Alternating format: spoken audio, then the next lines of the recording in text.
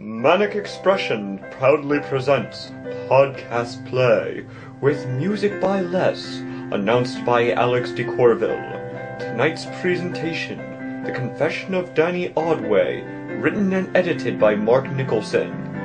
Podcast plays are brought to you by Manic Expression's Cafe Press Shop. If you can find a better deal, seriously, let us know. Steeped in raw, primal emotion, author James Daniel Walsh explores the natural and supernatural human experience in his 3-volume anthology, Manic Expression. This collection of short stories weaves a tapestry of adventure, romance, comedy, drama, horror, and social commentary. The Pacific Coast city of Long Beach, California is the backdrop for these 34 stories, which, when read together, become an epic saga of families, friends, lovers, murderers, monsters, and gods. Manic Expression, a collection, is now available right here at the Manic Expression web store. And now, The Confession of Danny Audway by Mark Nicholson.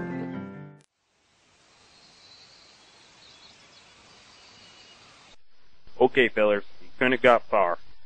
Keep your eyes open and your fingers near the trigger, and your sights on the boy. Hello there! What are you boys doing over there? Belong, mister. This here's official posse hunting down a villainous murderer who gunned down a fine man in the prime of his life. This ain't none of your business. So as I said, move along. Oh, I think I have an interest in this. I don't care. Whatever it is, I'm a duly authorized lawman, and these are my deputized posse who are illegal to be here. Just who are you? Well, when you ask so politely, I'm United States Marshal James Richard Miller, and the boy you are after is wanted in connection with a series of bank robberies by the Blanchard gang. That don't matter. I'm Sheriff Callen, and this boy is wanting connection with murder, which is a lot worse than some bank robbing last I checked. Why don't you head back into town just over the hill, Marshal? We will let you know when we bring in this criminal youth. Danny Audway. What? His name is Danny Audway. He has been a lookout for the Blanchard gang during their last few years of thieving and whatnot. There have been murders in these crimes, which makes Audway culpable. When we raided the Blanchard hideout yesterday morning, he was supposed to be a lookout but took off running when he saw the size of our posse. We got the rest, and I just didn't feel right until I got this last man. I don't care what he did halfway across the state. He shot Sam Tipton, the porter at our railroad station, which makes him my man. Well, we can work that out. We have to catch him first. My understanding in town was that the crime took place 3 hours ago, and we are barely 2 miles from town. That damn kid kept backtracking on us. Made him hard to follow. We stayed on him, and I shot his horse. You shot his horse. I think you would have shot him. Well, I may have been a little off my aim, but it should be easy to catch now. How did you not catch him then? He was afoot, and the 5 of you have horses.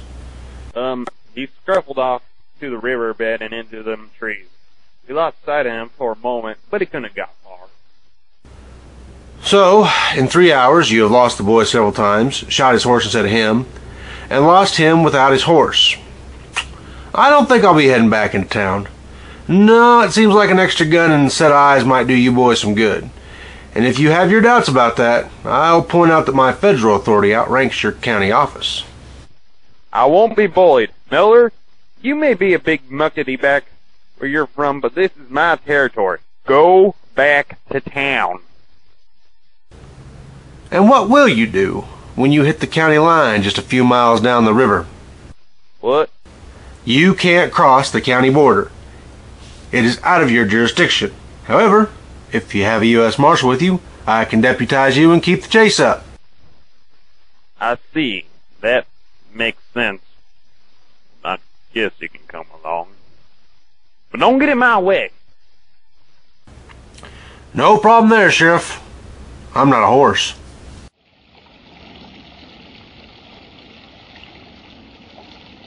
There's no something rustling down on the river there.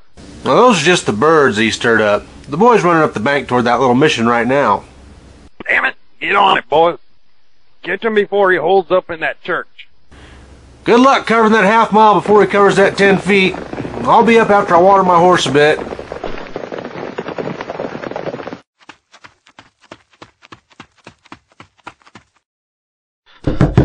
Let me in! Let me in this church! What is all this noise? What are you doing, young man? I need to come in now, priest! I have men hot on my trail! Well, anyone is welcome in the house of the Lord, but you cannot bring those weapons in here. I won't give up my guns.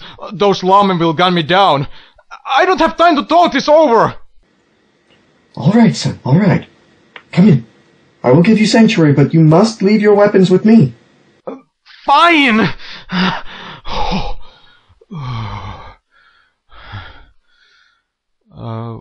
What is sanctuary? It is a protection in a holy place such as this old church from illegal or any other pursuer. I cannot guarantee your stay here forever or that they will recognize it, but I will try and work this out peaceably. In the meantime, my name is Father Paul Betts. What is yours? And why are those determined-looking men after you? Name's Danny Audway, and they think I committed a murder this morning. Oh my, well, what did you? Open this door and send the crook out. Hello, Sheriff Callen.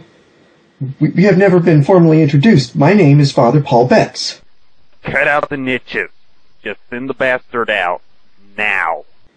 Well, I am sorry, Sheriff, but the young man has claimed sanctuary. I can't do that. Then we will come in. Well, not with those weapons, you won't. And certainly not to get this boy. We saw him come in with his gun. Which I have taken from him. So there will be no shooting on holy ground. I ain't Catholic, Padre. We're coming through. Well, I won't let you. Let's see you stop me. What is going on here, Sheriff Callen? You seem mighty aggressive towards that priest.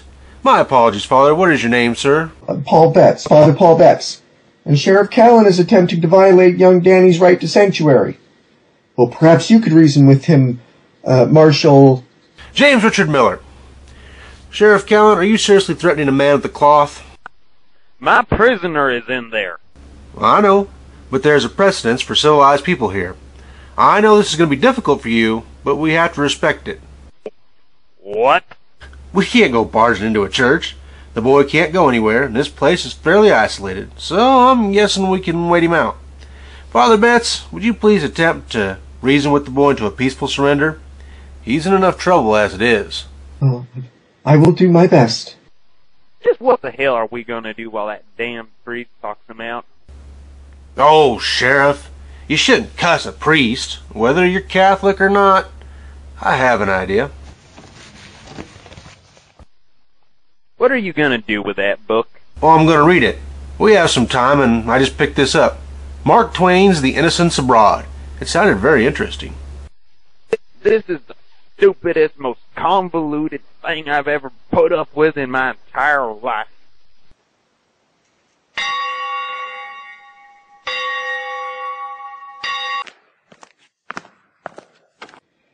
Okay, Danny. I managed to buy us some time. I am going to insist you hand your pistol and rifle over to me. I told the lawmen that this was already done, so I would hate to be made a liar. Okay, Father Betts. But I get them back the instant I want them. Is there a back way out of this place? Please, Danny. I have always preferred Father Paul. I like the saintly quality of it. No, there is no back way out.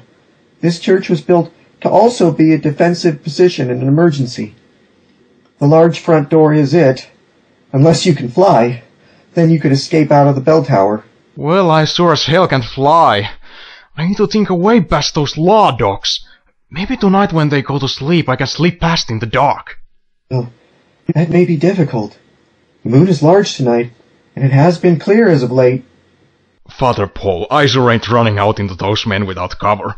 I heard stories about that Marshal Miller. He's a Civil War vet and a crackshot.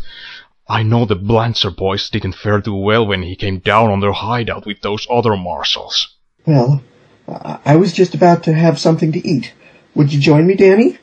Perhaps we can talk it over.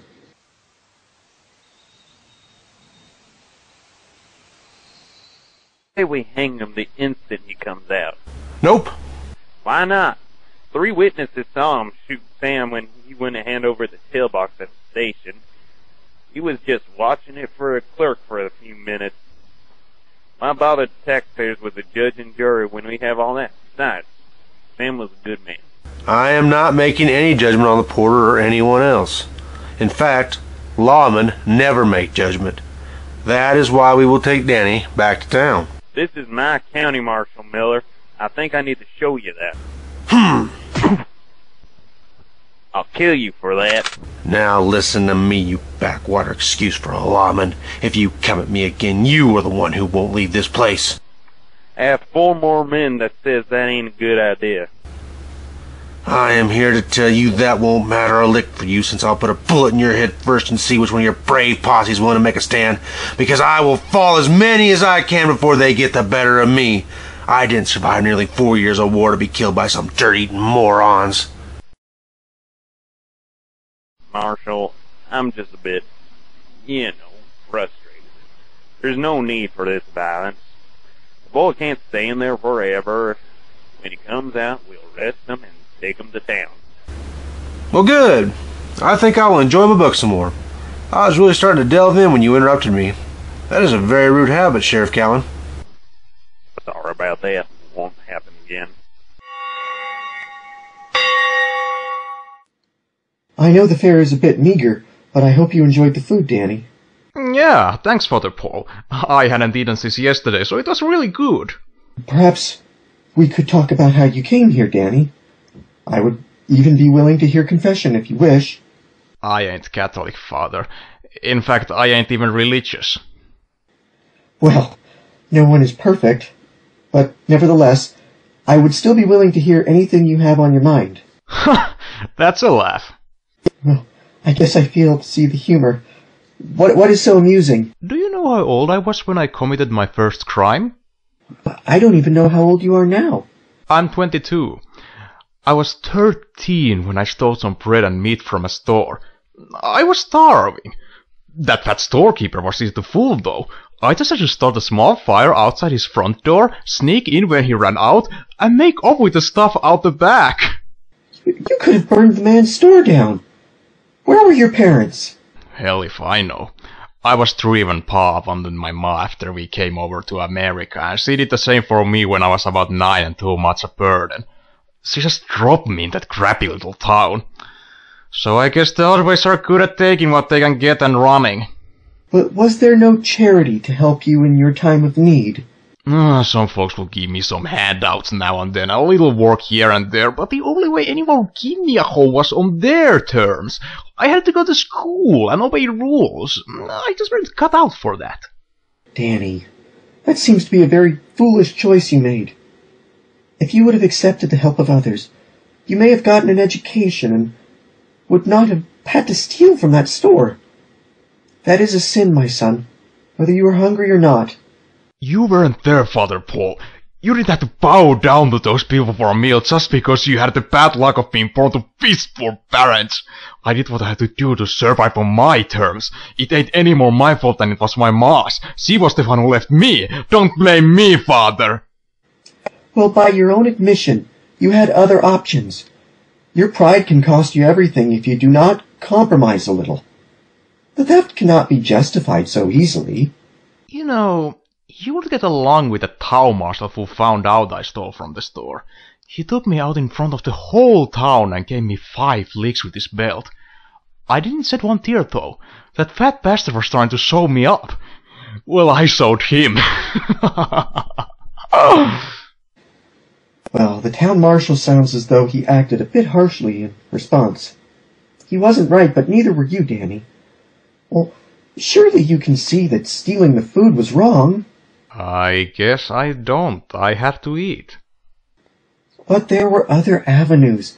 You didn't have to commit yourself to a life of sin. Sin? Who would care? Well, the Almighty, of course. There's the laugh. If there is an Almighty, he stopped caring about what I was doing a long time ago. My thieving ways were justified by the feelings in my belly, and no imaginary man in the sky was filling it up. My son.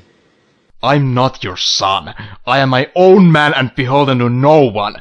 The law may not appreciate it, but that is who I am. Very well. But what about the man they say you killed this morning? Drop it. What about you, Father Paul? When was the first time you sinned? Oh. Probably before I can adequately remember it.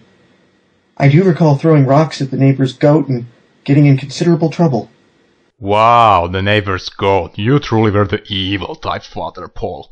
I think I can do better than a goat. When I was 16, I robbed a bank. You robbed a bank at 16? Yeah, it was a genius plan on my part. You see, there was a whore in town that I favor, but she wouldn't lay with me because I didn't have no cash and was too young. So, I figured if I had the money, Sally couldn't say no. Oh my, so you stole money in order to lay with a prostitute? Yeah, it ain't quite sucking rocks at a goat, is it, Father? Perhaps no, but they were both wrong. How does a 16-year-old go about robbing a bank? It was surprisingly easy. You see, the town bank had this real dumb clerk who was really easy to get talking about himself or something else stupid. I just waited until the bank was real empty and I mostly had in there. I started talking him up about whatever, I really didn't listen. He had this pocket watch he was real proud of. I convinced him to let me come around the counter and get a proper look at it. While I was back there, I knocked something off the counter, and when the idiot bent down to pick it up, I stuck my hand in his straw and pulled out all I wanted. I got out there with $150! The next day I heard that fool got fired for taking money, I got my trim, and no one was the wiser. You're the only second person who has heard about my stroke of brilliance. And who was the first? Frank Blancher. I use it as a way of warming up to his gang. Listen, Father, do you mind if I have a nap? I really haven't slept in more than a day. Very well. Have a nap. We have time to work this out.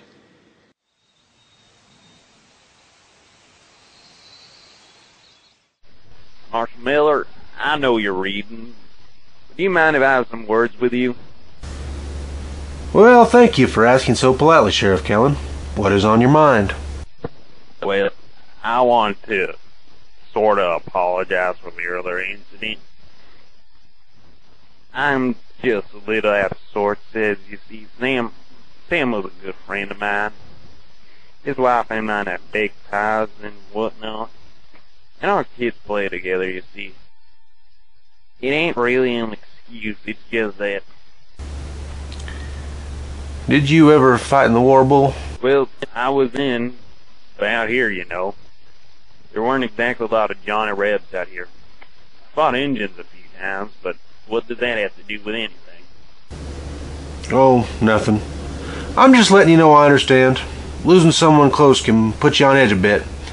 I tell you what, I'm going to talk to Father Betts again and see if I can expedite matters. What? Hurry things along. Oh.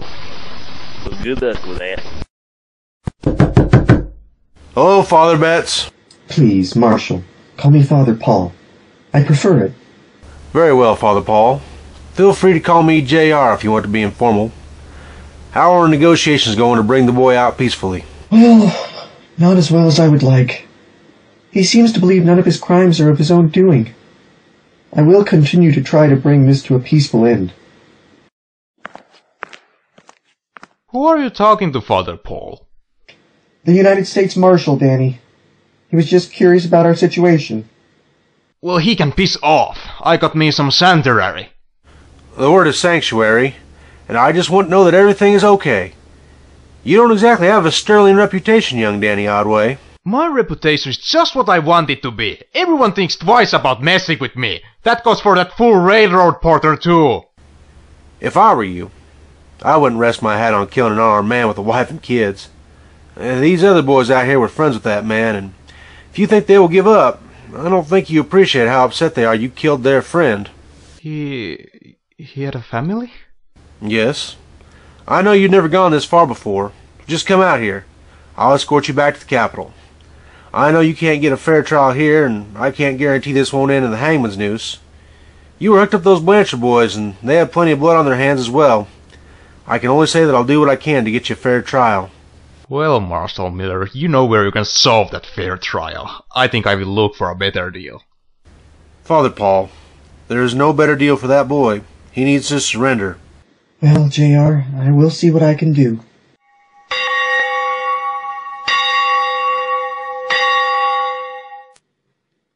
Surely you must see, Danny. This cannot end well. Why don't we talk about Sam Tipton's death? Oh, was he a friend of yours too, Father?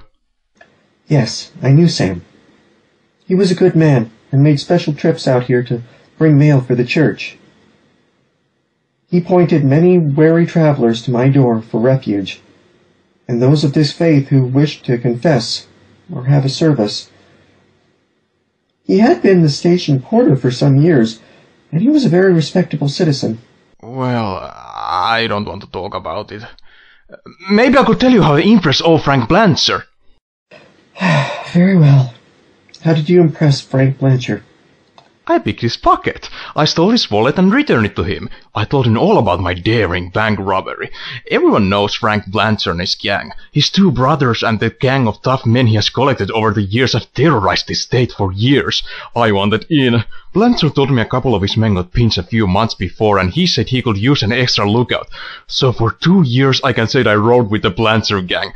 I was part of the big robbery on the Capital Central Bank. We took down any men in our way. I see. If the gang was so powerful and terrorizing, how did they ever fall? Well, after we robbed the big bank, the governor sent for a bulldog U.S. Marshal who just happens to be sitting outside right now. We had only heard about his coming about 4 days before he popped over the hill with 20 men. They weren't just any men either, they were all tough-looking types. I was made lookout at the bottleneck that led into our hideout. I saw that band coming, and I went over the hill. There were only 8 of us. I managed to look back in time to see that Posse killed 4 and averaged the other 3. Frank Blanchard was yelling all sorts of profanities at Miller. That old dog just stared him down. Then Miller turns to one of the men and says something. I got a bad feeling when I saw the Posse head back to town kept Miller, who started out toward me. So, that U.S. Marshal has been following you for quite a ways. I doubt he will be giving up any time soon. So, my son, I think you have a real decision to make. That man will catch you. You don't get a reputation like the renowned J.R. Miller for doing nothing. That is true. He will be terribly difficult to outfox. Pretty much impossible. Let me ask you, Danny. In the time you rode with these men, did you ever harm anyone? I put down a few lawmen who came looking for us.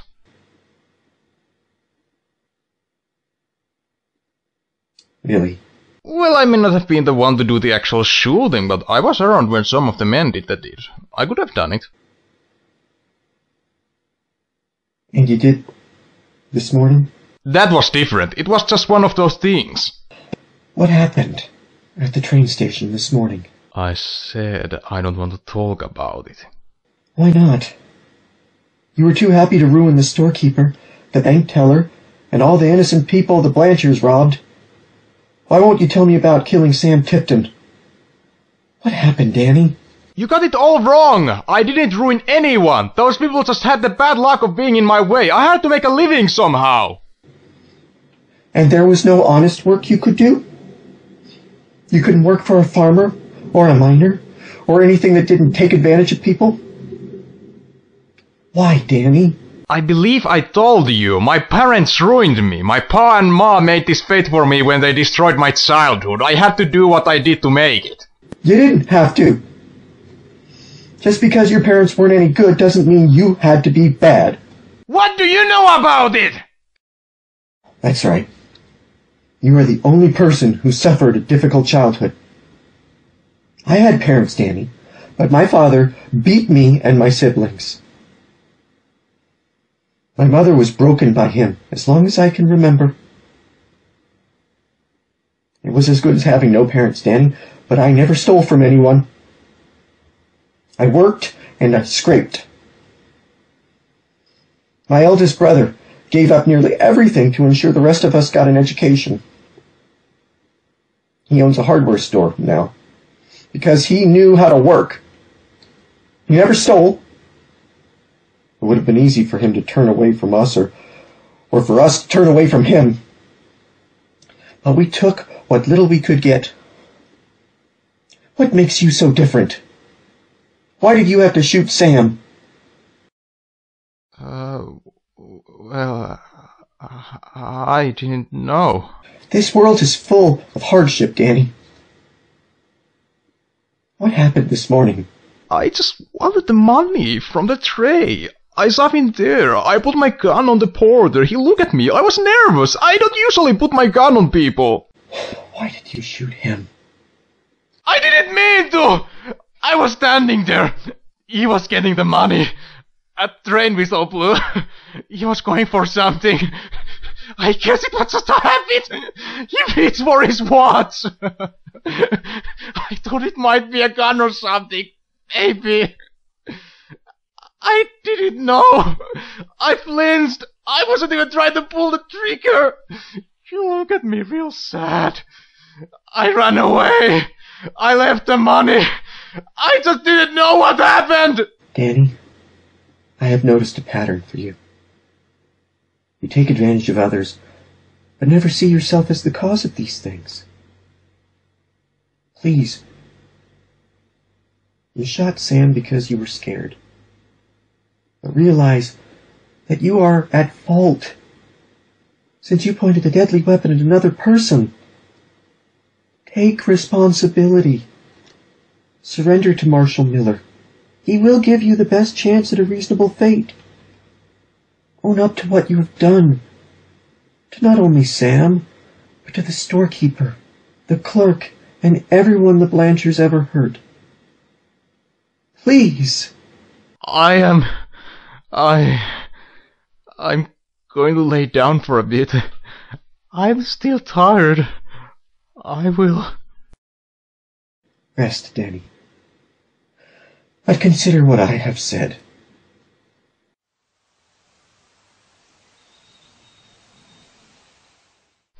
Got it. Syphilis. What? No. I mean, I figured a way to get Danny out. Well, my eyes are getting a bit tired from these pages. I could use another form of entertainment, so I'd like to hear this idea. I say we pretend like we're tired and we leave. Instead, we just go down to them trees by the river. When the kid comes out, we run them down and take them back to town for that fair trial you wanted. You know, Sheriff Bull Callen, that is a halfway lucid idea. I just wonder what makes you think Danny will buy our disappearing act. I know. Well, the only cover around here is the river. When we don't pop out on the other side, don't you think he will notice? And that is a point. I didn't consider that. Don't worry about it. Say, can I ask you something? Okay. What is your first name? Surely your mama didn't name you Bull. Well, no. My real first name is Lyle, but my pa never thought it fit. So we started calling me Bull far back as I can remember. I see. You know, I think I may talk to that priest one more time.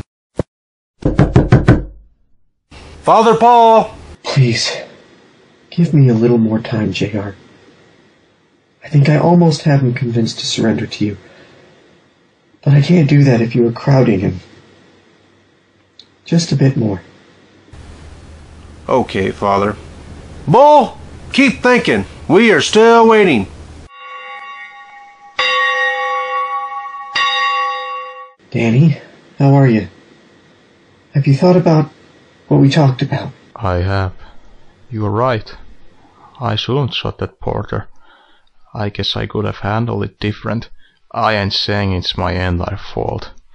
I guess I just realized that I should have been a bit more cautious with a gun in my hand. I screwed up this time and those fellers out there won't be in the forgiving mood. No. No, they won't. Where did you stick my guns? They are near the door.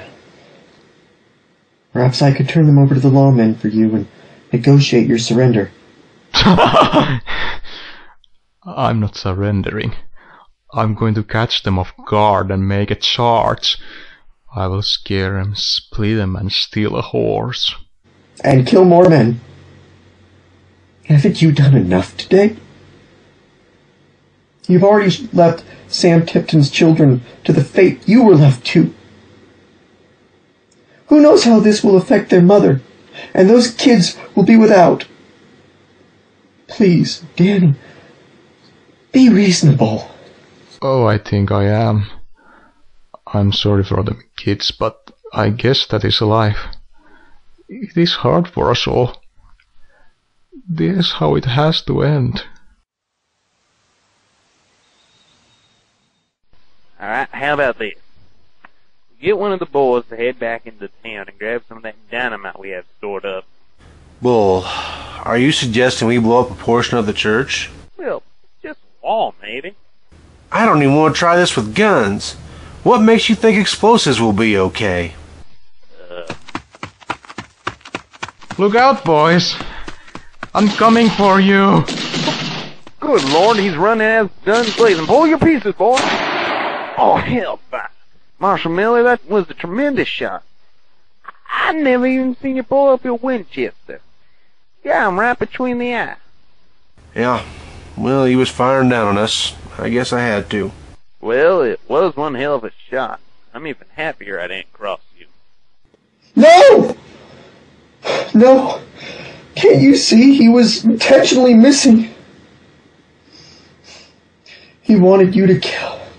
He wanted you to kill him. Can't you see? He did it on purpose. I should have seen it. I made him feel guilty about the murder and he just wanted to die. Why? Why did you do it? Couldn't you see? He wanted you to kill him. Couldn't you tell? Didn't you know that you did just what he wanted you to do? Well, I'm sorry. Yeah, I knew.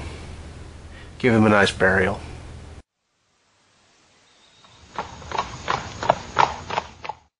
The Confession of Danny Audway starred Matti as Danny Audway, James Daniel Walsh as Father Paul Betts, Mark Nicholson as U.S. Marshal James Richard Miller, Clancy Shriver as Sheriff Bull Callen. Stay tuned next time for plays from more of Manic Expression's talented members and find all their videos, blogs, and other creative endeavors at manicexpression.webs.com.